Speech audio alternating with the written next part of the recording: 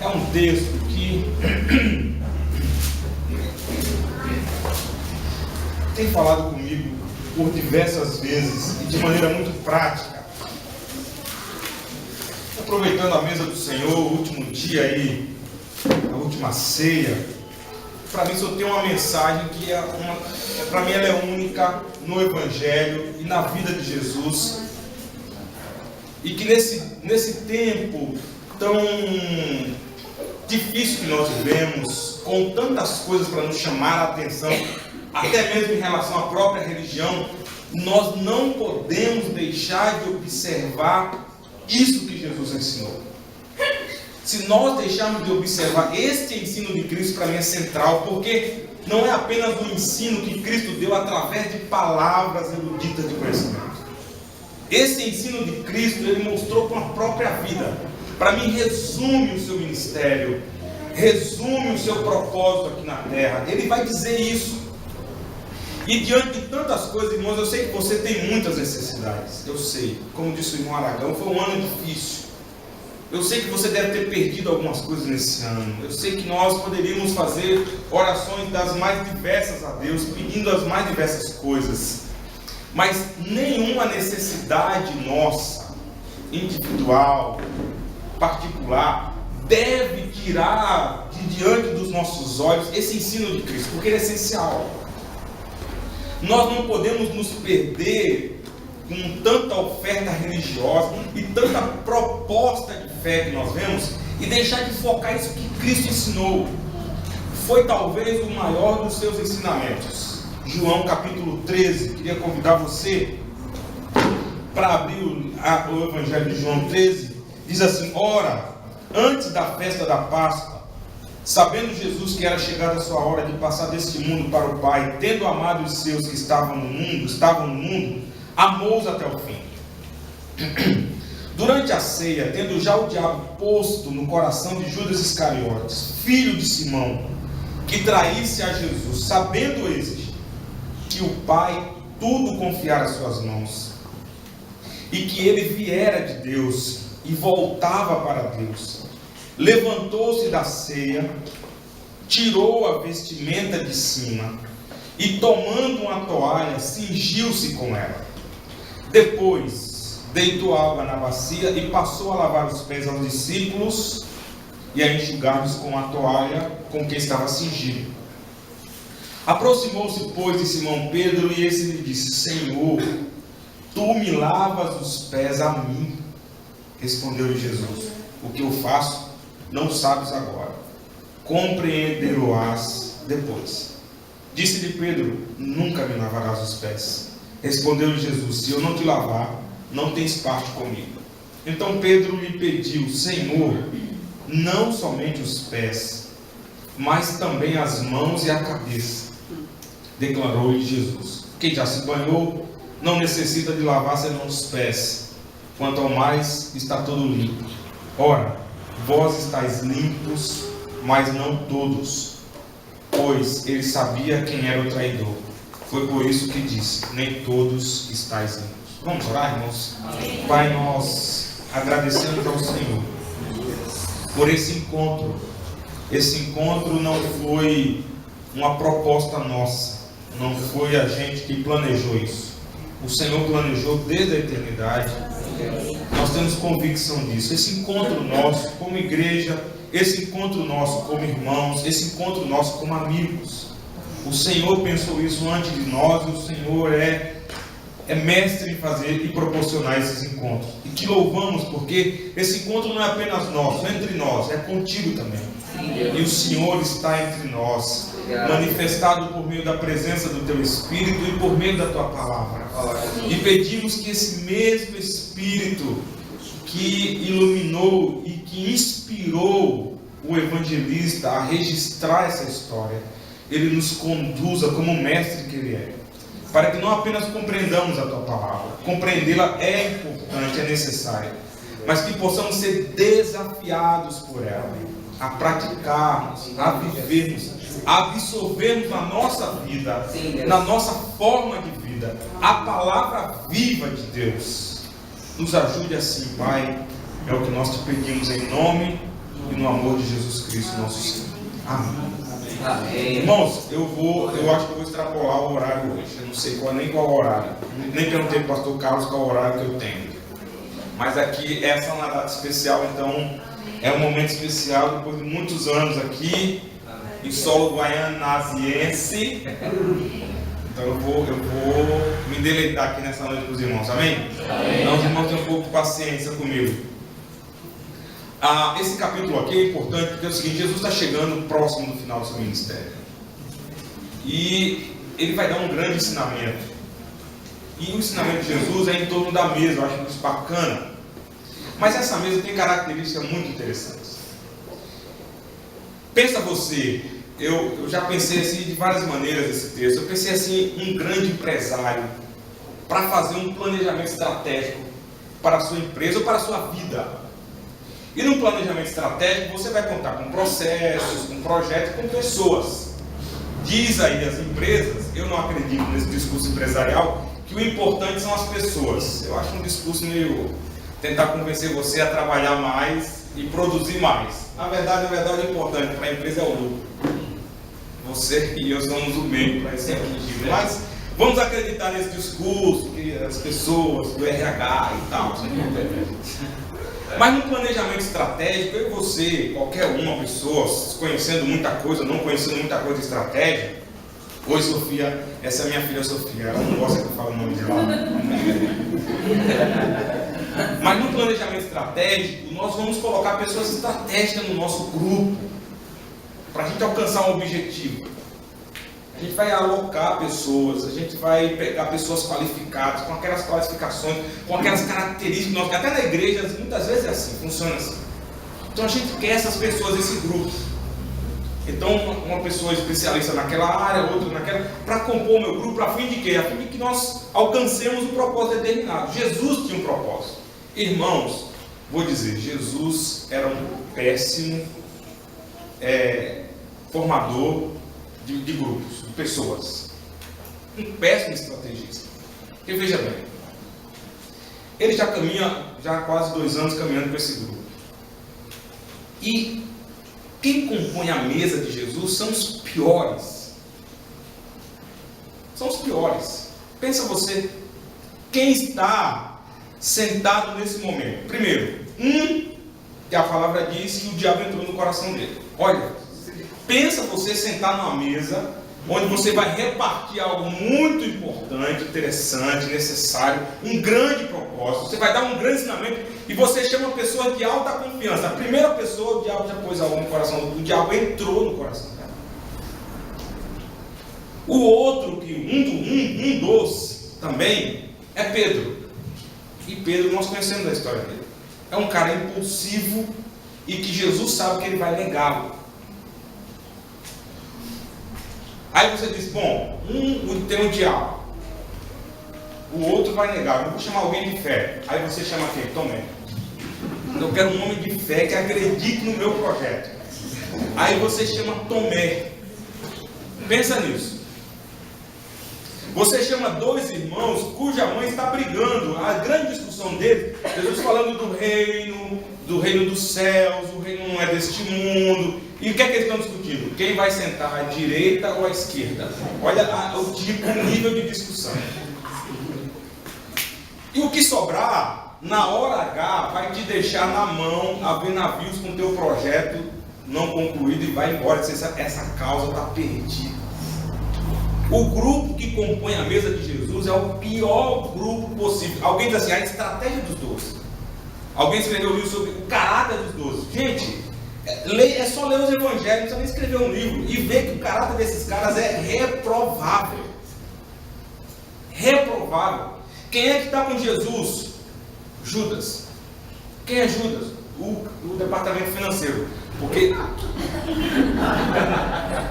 numa empresa ou num projeto você tem que ter o departamento financeiro. E o que é que alguém do departamento financeiro tem que ter?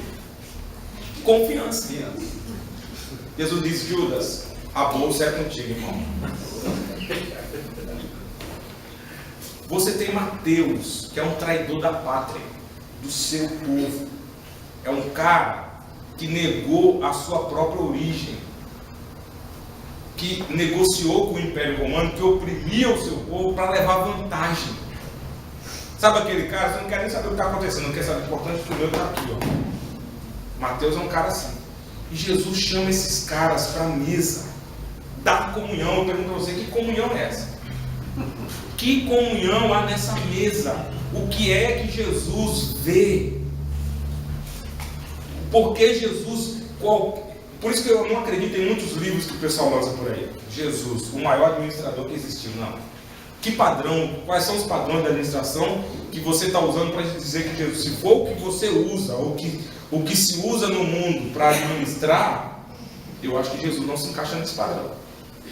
Ninguém monta uma equipe como essa, gente. Em sã consciência, ou a pessoa no RH, você é responsável por RH e tem a responsabilidade de contratar pessoas, daí o perfil das pessoas.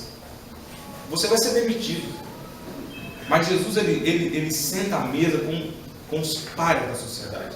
Eu costumo dizer, por mais que nós falemos de Jesus, tenhamos livros acerca dele, estudemos a personalidade de Jesus, a vida de Jesus, nós vamos nos deparar com um Jesus que nos surpreende, e ele é um paradigma. Ele é um paradigma para a nossa realidade, porque eu e você não aceitaríamos sentar na mesa com essas pessoas, se nós a conhecêssemos como Jesus conhece. Porque Jesus não conhece as pessoas a partir de suas palavras. Jesus conhece a partir da intenção do coração. Por muitas vezes Jesus discutiu com os religiosos. E o que é que os religiosos teciam? Bom mestre, sabemos que tu és mestre vindo da parte de Deus, porque ninguém pode fazer os sinais que tu fazes se Deus não estiver com ele. Em determinado momento, quando Jesus está ali, os religiosos estão falando alguma coisa com Jesus, e o texto diz: conhecendo-lhes o coração, disse Jesus. Jesus não fala ou não se relaciona a partir da aparência, a partir do que se apresenta, do discurso religioso. A gente tem um trabalho muito simples, dá até vergonha de falar isso na frente de Serginho, né? Quando falo de trabalho com pessoas em situação de rua. Serginho é um... Eu daria um título para ele, o apóstolo de trabalhos com pessoas em situação de pobreza. Você é um homem apaixonado por isso. Mas a gente faz um trabalho e eu vejo como os caras chegam para a gente. Pastor, aí tem uns que me abraçam. Eu chego lá, como é que eles me chamam? Meu pastor amado, o cara me abraça, não sei o que, vai chegar, tem um kit de gente aí, pastor. Você já sabe que o discurso, a maioria, mas as pessoas têm um discurso, às vezes um dia um cara chegou lá e disse: eu conheço a Bíblia, e começou a ensinar e falar disso, e ele tem problema com droga, bebida. Eu falei: então aplica a sua vida, meu irmão, esse conhecimento que você tem, porque nós somos bons no discurso. A gente é bom em construir um discurso que convence, e muito mais no nosso mundo, que exige de nós um bom discurso. Você não vai chegar na empresa, na entrevista e falar: não, eu sou uma pessoa meio derrotada. Olha, eu quero falar um negócio para o senhor, eu tenho preguiça de levantar cedo. Alguém fala isso na entrevista de emprego? Não, eu sou uma pessoa proativa. Eu já penso antes de qualquer pessoa. Eu sou uma pessoa disposta, eu tenho disponibilidade, eu tenho flexibilidade para a mudança. Eu diria na entrevista, sinceramente, eu tenho pavor de mudança. Eu tenho muita dificuldade. Toda mudança para mim causa em mim uma dificuldade tremenda. Eu tenho dificuldade de tirar o pé daqui, porque eu acho que aqui é o lugar mais seguro. Alguém diz isso? Nós somos ensinados a ter um discurso, e a gente faz isso religiosamente. Também, o discurso religioso, Pai, Senhor, irmão, olha, aleluia. Na teologia, ter um bom discurso teológico, a gente quer ter o melhor discurso teológico, o mais correto, o mais próximo de Calvino, de Lutero, de Zwingli, de não sei o que, de John Knox e tal. A gente quer ter um discurso mais apurado. Mas Jesus não se relaciona, Ele não nos chama à sua mesa a partir do nosso discurso, nem da nossa aparência, nem daquilo que nós imaginamos acerca, porque ele diz: conhecendo-lhes o coração. Como é que Jesus convida estes homens para sentar à mesa com Ele? Eu pararia com eles: Jesus, não é fofoca, Jesus, não é preciso falar o que está sendo. É só para a gente orar acerca do irmão Judas. Eu acho que ele não é uma pessoa de muita confiança. Jesus, olha, eu conheço o Pedro. Ele disse que ia e nunca foi, várias vezes. É um paradigma.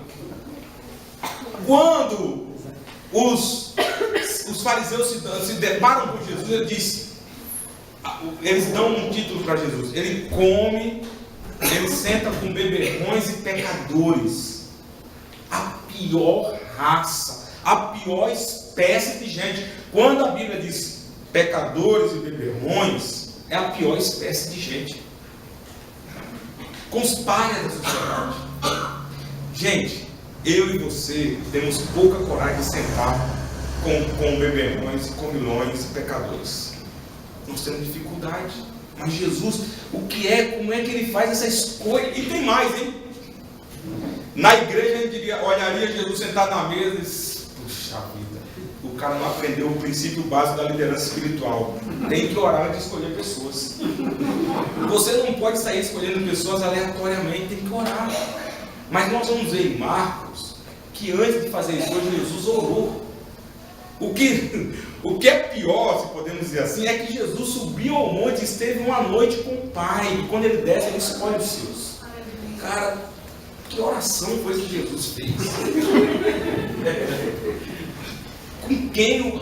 Será que Jesus orou mesmo para escolher esses caras? Ele diz a mesa da comunhão. Ele se senta nessa mesa e pensa bem. Comunhão, na palavra coinonia, a gente tem algo em comum. Mas nessa mesa, ninguém tinha nada em comum, gente. Porque eu não estava pensando, Judas, na hora certa, nas 30 moedas, ele está pensando no lucro. Pedro está pelado para pecar. O cara de maior fé nessa mesa é Tomé. O cara de mais firmeza. Uma mesa onde cada um está pensando em alguma coisa diferente. Como é que pode haver comunhão, algo em comum? Há algo em comum. Porque cada um está pensando de maneira diferente. Essa mesa que Jesus senta para dar esse ensinamento, lembra a nossa própria mesa. Porque muitas vezes nós sentamos assim. Você está pensando nos seus problemas, nas suas lutas diárias, nas suas dificuldades, nos seus desafios, nos seus problemas de trabalho, nos seus problemas financeiros. Muitas vezes nós sentamos extremamente distraídos e parece que Jesus é um líder solitário, alguém que está tentando chamar a atenção, dizer, aqui gente, aqui pessoal, eu vou falar com vocês algo importante. O diabo está tentando o outro. O cara, sabe, o diabo parece um mosquito que azucrina você. Você está querendo prestar atenção, passa um mosquito, você quer dar um tapa. Essa mesa da comunhão que não tem nada em comum, que não tem nada atraente, não é um perfil atrativo para o mercado, nem de trabalho, nem religioso, porque nem na igreja a gente contaria com pessoas de maneira natural, com pessoas assim, porque muitas vezes nós nos relacionamos na igreja, no ministério, e com uma ideia falsa de que as pessoas que são incumbidas de ministério, elas são assim, porque elas têm realmente alguma coisa a oferecer, elas são boas, elas são capazes, são hábeis. Engano. Eu lembro que uma vez nós estávamos numa reunião, tratava de ministério, e uma pessoa em si foi o alvo daquela reunião, onde os líderes estavam discutindo sobre algumas coisas, e essa pessoa foi colocada no centro da reunião. E a discussão era se essa pessoa era digna de estar naquele lugar ou não. E aí começou, não, mas por causa disso a pessoa não pode estar ali. O outro disse, não, mas eu desconfio que a pessoa faça isso. E começou aquele negócio estranho, todo mundo ali, você viu a mulher pecadora e todo mundo querendo jogar pedra. O pastor, aquele ali foi cheio do Espírito Santo. O cara levantou e disse, pessoal, é o seguinte, vamos parar, isso é porque é um palhaçado, vamos parar. Você quer dizer que você não tem pecado, irmão?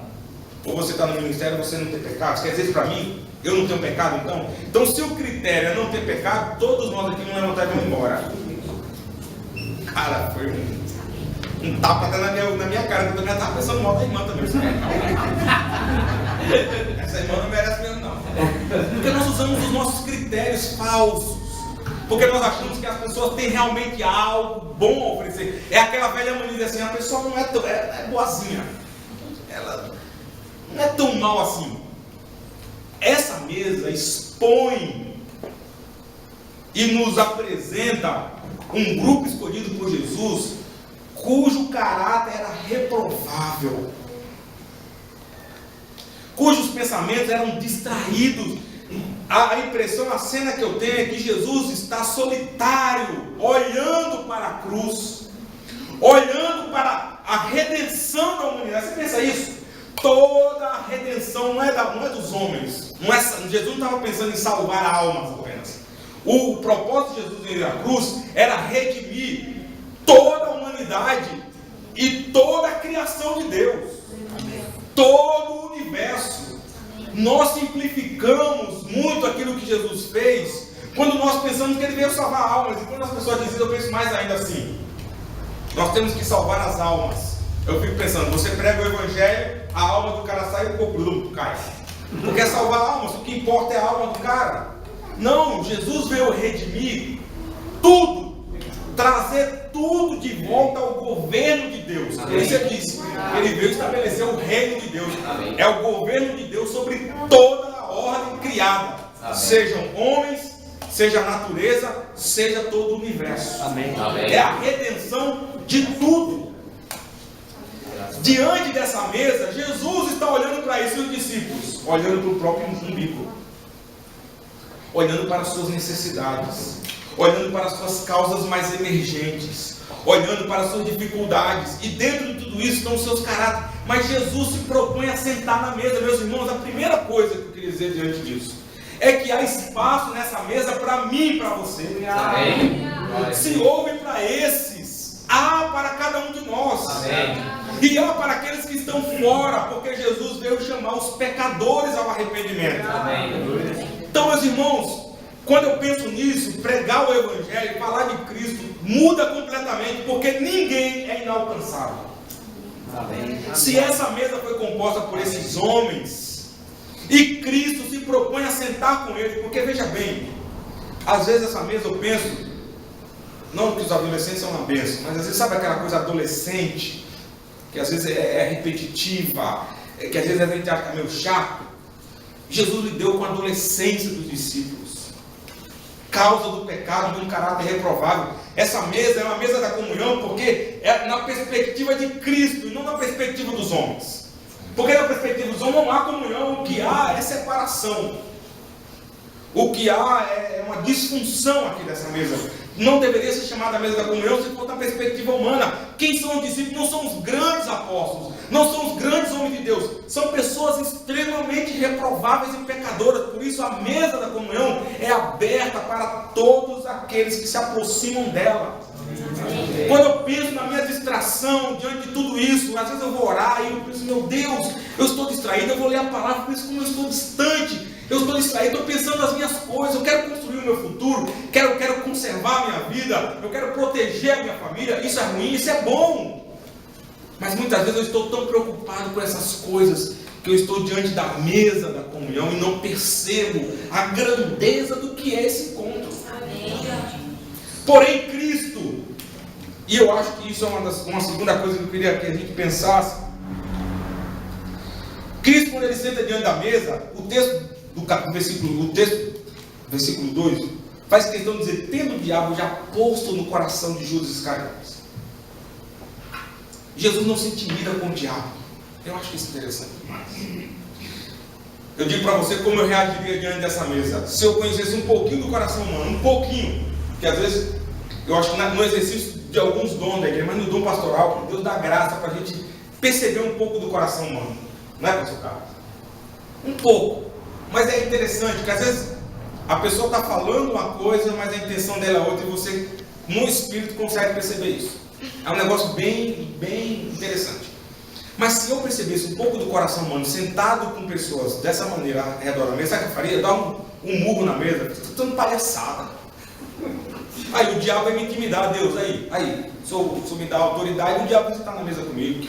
Tá de brincadeira, esse negócio eu não vou mais, não quero mais, acabou a reunião, é palhaçada, isso aqui eu com uma proposta boa para vocês, gente.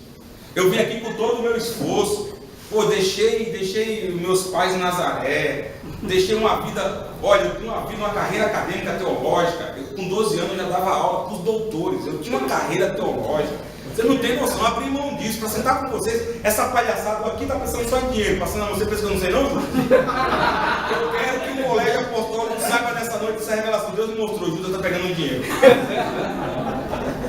Ô Pedro, você vai me enganar com esse papo, vai comigo até a morte? Eu sei quem é você, cara. Ô, Deus me mostrou, me revelou, estava em oração. Essa noite é passada por tua vida, Deus me mostrou, cara. Tomé, cara, não, de novo você, eu falando e você está no coração, entendeu? Eu não acredito nada disso.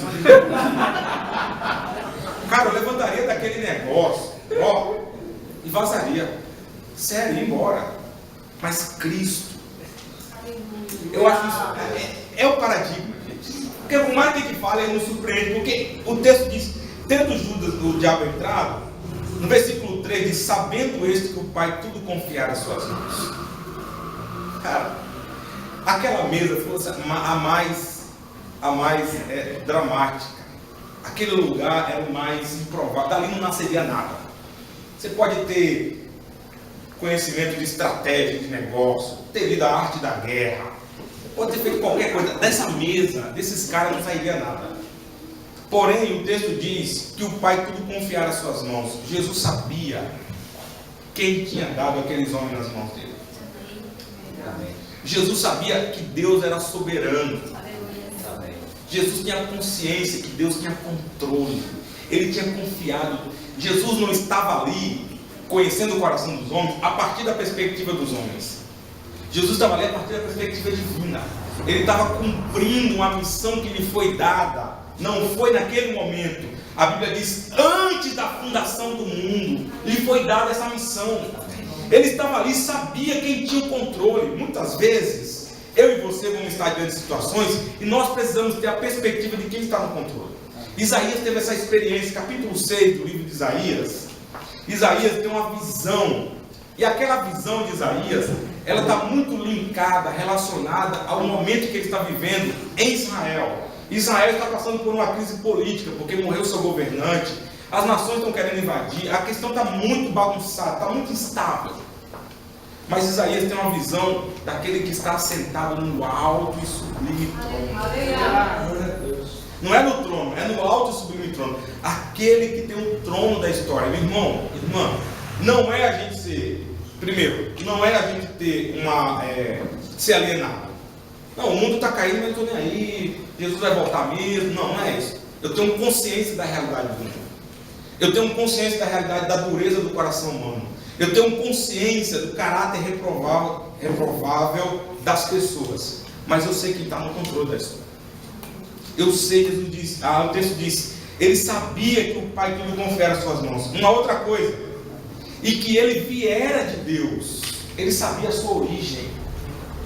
Nós precisamos reconhecer a identidade de Cristo, mas também reconhecer a nossa identidade, irmãos. Sabe por quê? Porque nós vamos lidar com pessoas reprováveis, nós vamos lidar com situações difíceis, com relacionamentos, vamos sentar à mesa com pessoas indesejáveis, vamos muitas vezes ser traídos, isso é normal, acontece, vamos ser enganados muitas vezes, mas nós temos que saber qual é a nossa origem.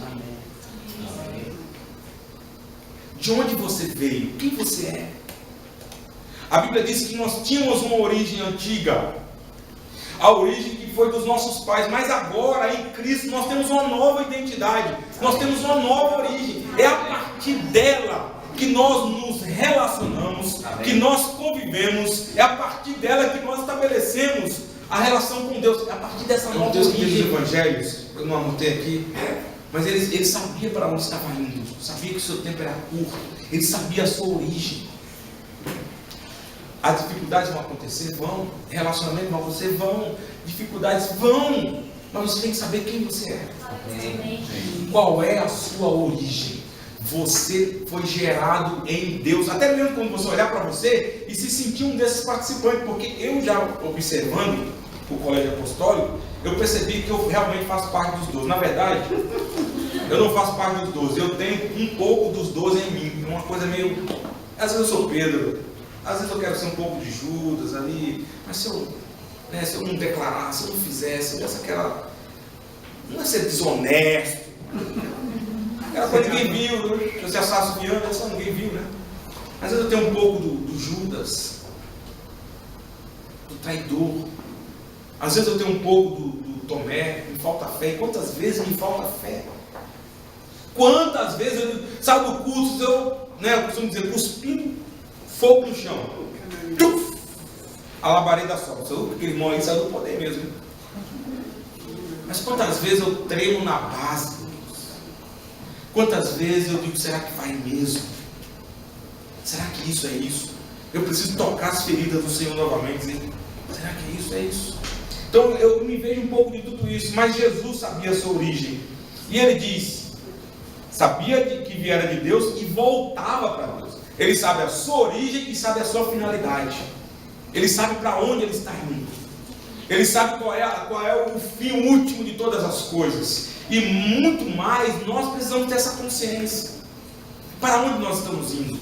Qual é o fim último de todas as coisas? Para onde Deus está nos conduzindo, irmãos? Nós não estamos perdidos no mar da existência, jogado a causalidade da vida. Nós temos uma origem e temos uma finalidade, um propósito que foi realizado em Deus, assim como Cristo tinha, e Ele nos dá esse caminho que faz com que a gente possa sentar à mesa e dizer, apesar de tudo, essa é a mesa da comunhão. Amém. Porque essa comunhão não é construída a partir do caráter humano. Essa comunhão ela foi construída em Cristo Jesus. E aí o texto continua. Então nós precisamos saber a nossa origem, saber o nosso destino. E aí Jesus levantou-se da ceia, tirou a vestimenta de cima e tomando uma toalha cingiu-se com ela. Cara, isso aqui é tremendo. Se você ler Filipenses capítulo 2, você vai ver um pouco disso aqui. Porque lá vai dizer qual foi o papel, qual foi o caminho que Deus tomou para nos alcançar. Ele sendo Deus, ele não usurpou ser igual a Deus, ele esvaziou-se de si mesmo, deixou a sua glória, ele foi se abaixando, e aqui ele vai mais baixo ainda, porque quem lavava os pés de alguém era o criado, não era um judeu não se reclinava para lavar o pé de outro, tinha o seu criado mais humilde da casa, e Jesus então ele faz isso, ele tira a sua vestimenta. E a vestimenta, a gente sabe que nessa época de Jesus, a vestimenta identificava alguém. Ela identificava a pessoa. Então como é que você reconhecia um mestre? Pela vestimenta dele, muitas vezes. Como é que você conhecia o patriarca, o sacerdote da casa? Pela sua vestimenta. Jesus abre mão dessa identidade que lhe puseram, ou que ele tinha como mestre. Como? Quando ele se despe. Quando ele tira de sobre si a sua capa, a sua vestimenta, e ele nos mostra qual o caminho. Irmãos, vamos voltar à cena da mesa novamente. Jesus está diante de homens reprováveis. Não estava nem aí para o que ele estava dizendo, cada um estava pensando em si mesmo. Porém, sabendo quem ele era, para onde ele estava indo, isso não lhe impediu de se despir na frente daqueles homens. Eu vou contar um exemplo prático disso. Numa dessas experiências que eu tive, tentando seguir o caminho do apóstolo Sérgio. Eu estava um dia pregando na rua. Gente, homem de rua é uma bênção, mas eles gostam de comer. Então o cara chega assim, você está chegando no cara e pergunta, tem o que hoje aí, pastor? Vai dar o quê?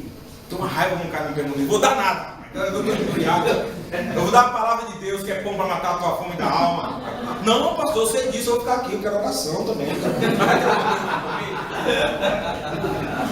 É uma relação muito utilitária. E um dia a gente preparou, orou, fizemos um negócio na Páscoa. Aí eu na minha cabeça, né? Vamos falar sobre a Páscoa, as pessoas vão ouvir, né? É o ápice da fé cristã, a Páscoa. Jesus morreu por nós. Nós vamos reunir as pessoas. E eu pensei comigo na minha cabeça, as pessoas vão entender, isso é Jesus e tal. Eu estou lá em cima, subindo uma mesa. A gente já tinha servido lanche. Pessoal, sei o que, reúne aqui e tal. Aí estão os obreiros da rua, ô irmão, a hora da palavra, vocês não comeram, agora é a hora da palavra, vem aqui e tal. E aí reunimos aquela turma assim. Só que a gente tinha reservado uns kits de gente para dar só no final e tal. E o pessoal de olho no kit. E aí reunimos aquela Então uma gente boa, eu subisse, agora eles vão entender o que é a cruz de Cristo e tal. Eu comecei a falar. Gente, eu falava, aí um casal se abraçando, um casal de homossexual, aí um casal de namoradinho lá, o pessoal nem aí, eu fiquei pensando, eu vou parar, isso é uma palhaçada. Estou falando sobre o sacrifício de Cristo, estou falando sobre a Páscoa do Senhor, esse bando de coisa, não quer saber de nada e tal, porque no mesmo instante que eu estou falando aqui pensando tudo isso. No mesmo instante que eu estou falando, Jesus falou, se você não transpor essa barreira, você não é capaz de amar. Porque essa mesa, eles estavam completamente displicentes. Jesus não deixou de servi-los pelas suas displicências. Dá para entender isso? Amém. O texto diz, e tendo-os amado, os amou até onde? Até o fim, telos. Amou-os completamente. Jesus não dá uma de doido e larga tudo e vai embora revoltado. Ele tinha um propósito. Ele sabia para o que ele veio. Não foram os homens que os impediram. Quantas histórias nós ouvimos de irmãos que se decepcionam com eles? A culpa é do irmão fulano. Ele não me deixa servir. A culpa é do pastor. A culpa é da igreja. A culpa é do vizinho. Já experimentou isso? Já ouviu alguém falando isso?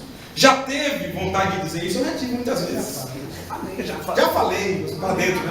Nutre, né? Você fala para dentro. Não, só pensando, não vou problema. Você vai falando, a culpa é do outro. Eu lembro que ele estava dando uma aula de escola dominical. E uma falou assim, está vendo, pastor? É por isso que o senhor está falando aí que eu não consigo servir nessa igreja.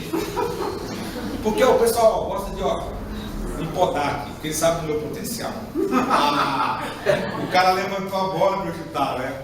Falei, irmãos, quando nós estamos cheios do Espírito Santo, apaixonados por Jesus, uma vez a gente discutindo, conversando com o irmão, eu falei isso para ele, falei, irmão, eu tenho aprendido algumas coisas com Deus assim, você acha que eu vou brigar por espaço dentro da igreja, ou mesmo fora?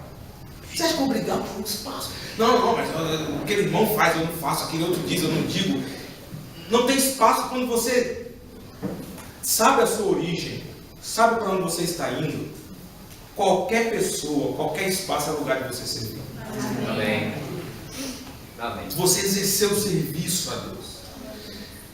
Não pense você que trabalha de rua, não dá confusão também com quem trabalha. Dá, porque o cara diz, não, você está destacando mais do que eu, cara.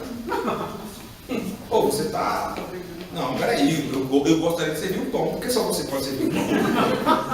Está entendendo? Por que só você fala? Rapaz, uma vez eu conversei com o irmão e falei assim, irmão, se você quiser ficar aqui, eu descobri um lugar na Zona Sul chamado Sucupira. Cara, eu fui naquele lugar à noite, uma curva de uma rua assim, tem uma baixada, com aqueles matos que dão do lado de córregos, de esgoto. Aí o cara falou assim, o que é que você fez? Não, vamos distribuir um negócio aqui, que eu tinha levado uns negócios legal pra caramba, uns sacos que eu ganhei de dormir, muito jóia.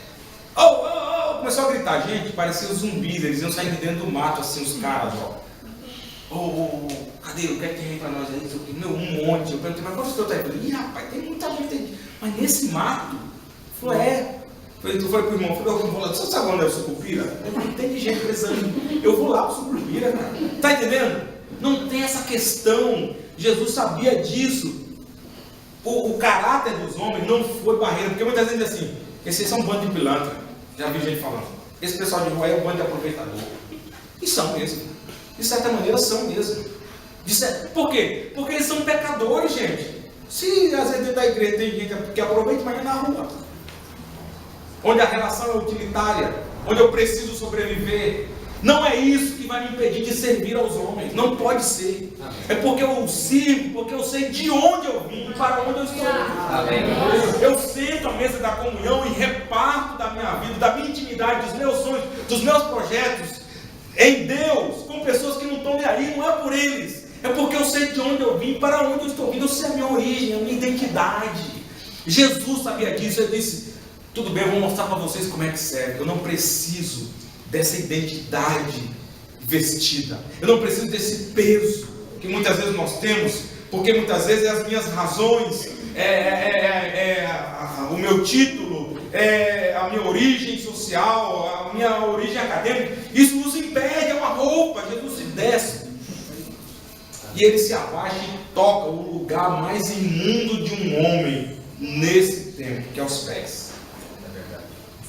O lugar mais... Vamos voltar de novo à mesa. E vamos voltar de novo. Quem está fazendo isso? Quem está fazendo isso é aquele que veio redimir toda a criação. Amém. É o rei Amém. dos reis e o senhor dos senhores, que nós o chamamos leão da tribo de Judá. É aquele que disse para Pedro: olha, se eu quisesse, viriam miríades e miríades de anjos me servir. Quem é você, Pedro, para querer me defender?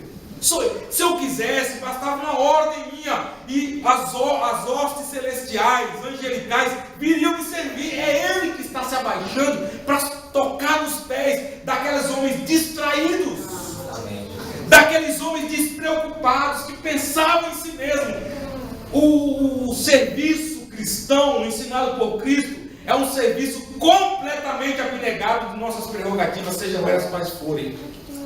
Sejam elas quais forem, as nossas justificativas não são suficientes quando nós olhamos para o Deus encarnado, baixando-se e lavando os pés. Aleluia. Obrigado, Senhor. Meus irmãos, nós, os apologistas, os defensores da fé do nosso tempo, vão à televisão, esperneiam, brigam, gritam, não sei o que, você vai ver, vem comigo, vem discutir comigo, eu posso, não sei o que, eu sei dialogar, não sei o que, eu tenho um título, tá bem? Eu fico olhando isso e falo assim, cara, tudo bem, fazer a sua defesa da fé, mas Jesus fez isso?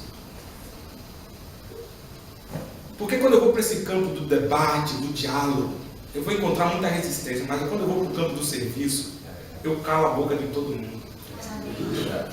O apóstolo Pedro disse isso. O apóstolo Pedro, o apóstolo Paulo, vocês calem a boca daqueles que contradizem você pelo serviço, pela maneira como vocês servem, abençoam, não há palavras, sabe? E até há questionamentos. Por que você está fazendo isso? Tem alguém por trás financiando esse negócio, hein? Várias vezes na rua os caras ficavam lá falando isso pra gente. Deve ter alguma ONG. Vocês tiram foto, né, para apresentar o pessoal e pegar o dinheiro. Rapaz, você acha que você vai impedir a gente de vir aqui por causa disso? E muitos deles hoje, agora no final do ano tivemos uma festa, alguns vieram que acompanham a gente há 2 anos. Ó, quietinhos. Não é que fazemos grande coisa, mas eu digo, não há argumento contra o serviço abnegado cristão. Nos primeiros séculos da igreja cristã, Roma perseguia os cristãos e os matava. Eles tinham toda a razão para dizer, ó, como alguns já disseram, os discípulos disseram isso, e alguns discípulos de Cristo dizem isso hoje. O Senhor quer que a gente rogue aos céus e venha um raio do céu e mate esse povo? Jesus falou, rapaz, você não sabe de que jeito vocês são, não. Não, porque se o Senhor quiser, eu aprendi a fazer uma oração de poder, que move o cosmos. Senhor, vamos vir um raio, ó. Eu e Deus ali, ó. Eu e o Deus, né, como diz as crianças, a gente está ali. Jesus falou. Você entende que Jesus é um paradigma para nossa fé? Porque ele vai lá, os cristãos entenderam isso, e tem uma peste que está matando os romanos. Eu tinha a frase anotada, eu não trouxe aqui, mas o historiador registra uma frase do imperador e diz: quem são esses aí que estão cuidando de nós mesmos quando nós não queremos nem cuidar deles? Dá para entender? E aí ele fez calar o Império Romano através de quê? Não foi da apologia falada, apologia encarnada no serviço. Servir é a maior mensagem que Cristo deixou e que nós podemos deixar como resposta a esse mundo tão cruel. Que eu ouvi com os meus ouvidos alguém dizer esses dias, há uns dias atrás: a Cracolândia se resolve, cerca, toca fogo em todo mundo. A pessoa não estava brincando, estava falando sério. Eu vi uma pessoa falar sobre uma criança. Ela falou assim: aquela criança ali não tem jeito, gente. Tem que prender ou matar, porque assim, ele falou assim: a criança de uma classe social diferenciada, os pais não têm estrutura, pode colocar na escola, pagar um médico, mas essas crianças aí, coloca numa jaula. No mundo que propõe isso para solucionar os seus problemas, nós temos a resposta que Jesus nos ensinou. Sentar à mesa da comunhão é dispor a nossa vida, nos despir de nós mesmos, para nos abaixar e tocar os lugares mais sujos dos homens, dos pecadores. Está entendendo isso? O desafio de Cristo. E aí ele foi que deitou, cingiu os pés, e aí ele lava e tem aquele diálogo com Pedro. No versículo 12, depois de lhes ter lavado os pés, tomou as vestes, voltando à mesa, perguntou: compreendeis o que eu vos fiz? Jesus faz uma pergunta muito retórica, né? Vocês compreenderam o que eu fiz? Eu imagino que, sabe qual é a resposta dos discípulos? Não. Eles não entenderam o que Jesus fez. Tenho quase certeza disso. Vocês entenderam o que eu fiz? E aí Jesus emenda dizendo: vós me chamais do mestre e do Senhor e dizeis bem, porque eu sou. Às vezes nós achamos que assim, fazer alguma coisa vai diminuir a gente. Não é verdade? Sabe por que diminui a gente? Porque nós não temos certeza de quem nós somos. Porque se eu tenho certeza do que eu faço, não me diminui. Amém. Quando a gente tem dúvida, se eu fizer isso, eu vou parecer aquilo. É porque eu tenho dúvida de quem eu sou. Porque quando eu sei quem eu sou em Cristo, o que eu faço não me diminui. Amém. Abrir mão não me diminui. Servir, tocar na sujeira não me diminui. Tirar a minha capa não me diminui em nada, absolutamente. Só me diminui quando eu tenho dúvida.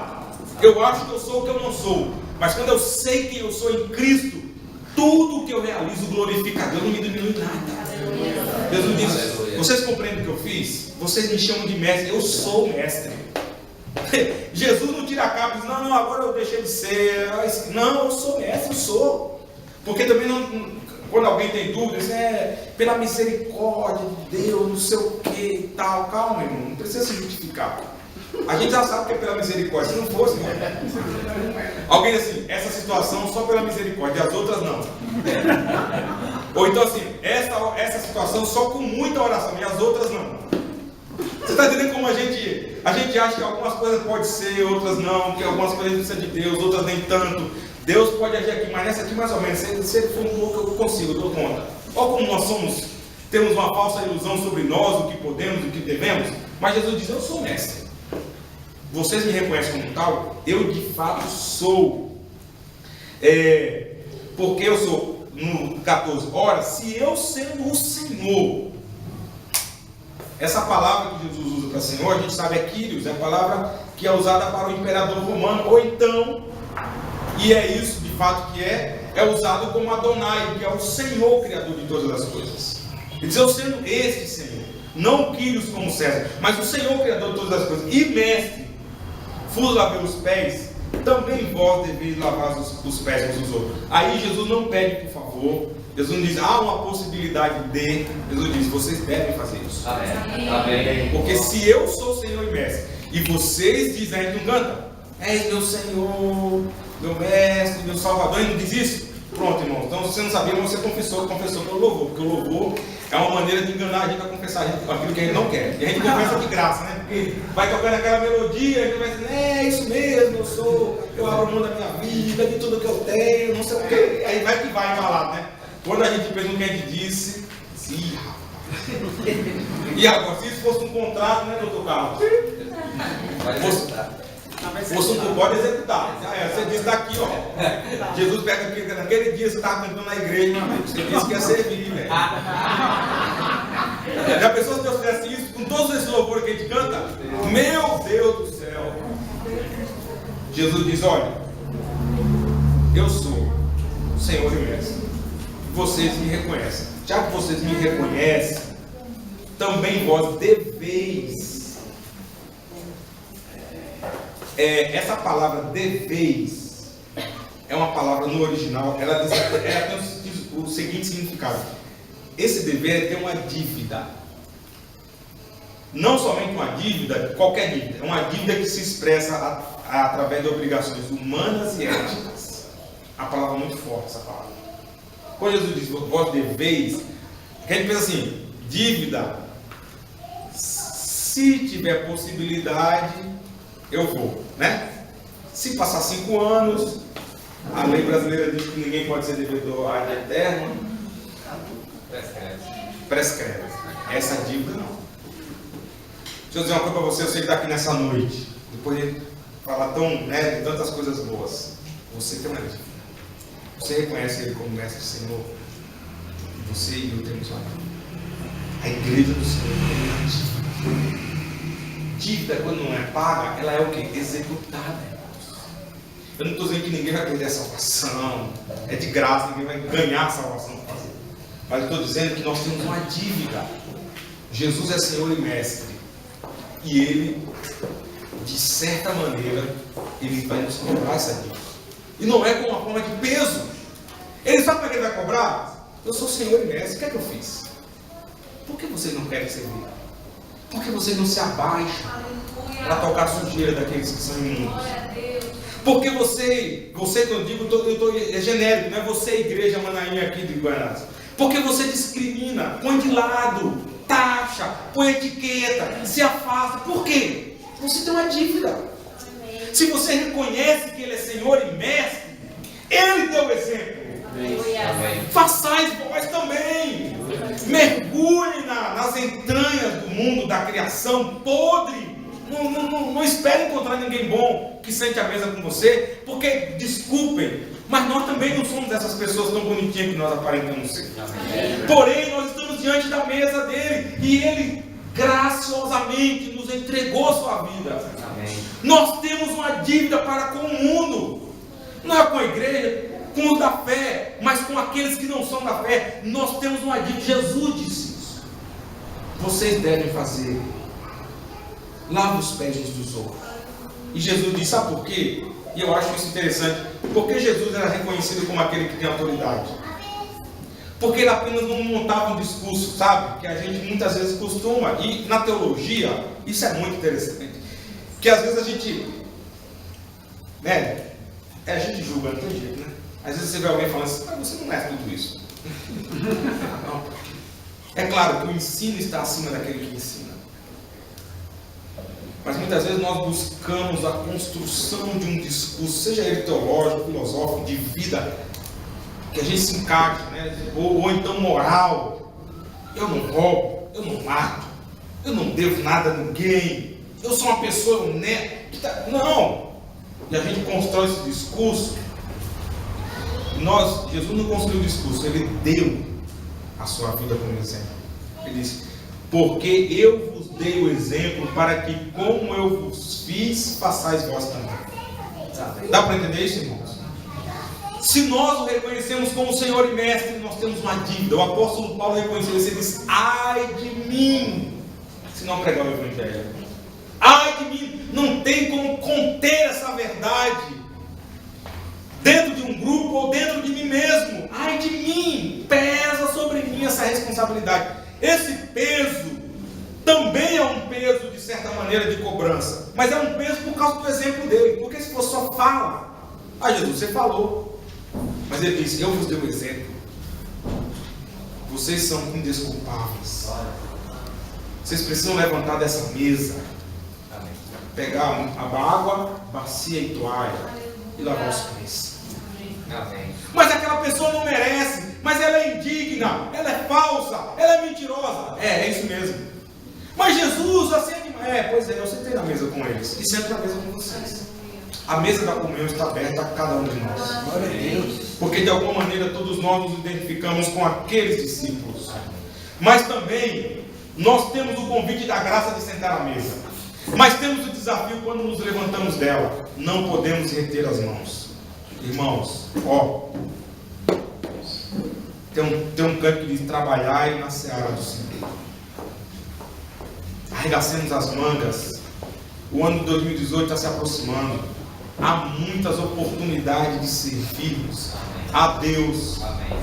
Lavando os pés das pessoas. Há muita pobreza, há muita miséria, há muita gente em estado de extrema dificuldade, há muita gente sofrendo, há muito o que fazer e nós temos a ordem dele, o exemplo dele, a graça que nos foi dada, a autoridade que ele nos deu e o poder do Espírito Santo. Não nos falta mais nada. Amém. E o mundo reconhecerá a mesa da comunhão É um convite gracioso, mas ela nos impõe um desafio de muita responsabilidade, que com a graça do Espírito Santo nós temos condições de realizar. Lembre-se, saiba de onde você veio, a tua origem, saiba para onde você está indo. Nada pode impedir ou paralisar suas mãos de trabalharem para o Senhor, porque ele impediu o mestre. Ele sabia o que ele estava fazendo. E aí, ele termina e diz, ora, versículo 17, sabeis estas coisas, bem-aventurados sois se praticares. Conhecer é bom demais. Eu podia ficar aqui, o mestre Carlos aqui, ó, também, o Sérgio aqui, outros irmãos, e a gente vem em aulas, e isso tem que ser, porque só é possível fazer alguma coisa a partir da tomada de consciência. A tomada de consciência vem pelo ensino. Mas ele diz, se vocês praticarem, vocês serão bem-aventurados. Porque o serviço não é assim, Jesus mandou, nossa, eu tenho que ir fazer, porque Jesus mandou, né Jesus? É muito de... Não, é uma bem-aventurança, uma alegria. Aleluia. Não é um peso, é uma alegria. E aí você diz, como é isso? Experimente, continue experimentando, você vai ver uma alegria indizível. Amém. Servir no Espírito de Cristo é um privilégio que não se pode contar, por isso o mundo não vai reconhecer, não vai muitas vezes entender. As pessoas vão receber e não vão saber te devolver, porque isso não se paga, não se devolve, é privilégio, porque Cristo nos deu o exemplo. Podemos nos sentar à mesa do Senhor hoje, representada pelo pão e pelo vinho. É graça, é graça. Não é o que fazemos, o que pensamos, o que realizamos, o que temos. Ele nos convida na nossa distração, na nossa limitação, na nossa pecabilidade. Ele nos chama à mesa da comunhão. Vinde à mesa da comunhão. Mas ao sentar à mesa, quando somos servidos por seu corpo e por seu sangue, nos levantamos revigorados e desafiados a fazer o mesmo. Aleluia. Meu irmão, as pessoas podem contestar o nosso argumento acerca da nossa fé, mas jamais eles contestarão o serviço abnegado de Cristo. Amém. Podem até tentar, mas eles ficarão calados diante da maneira como a igreja se coloca diante do sofrimento da humanidade. Vamos orar? Senhor Deus, nós bendizemos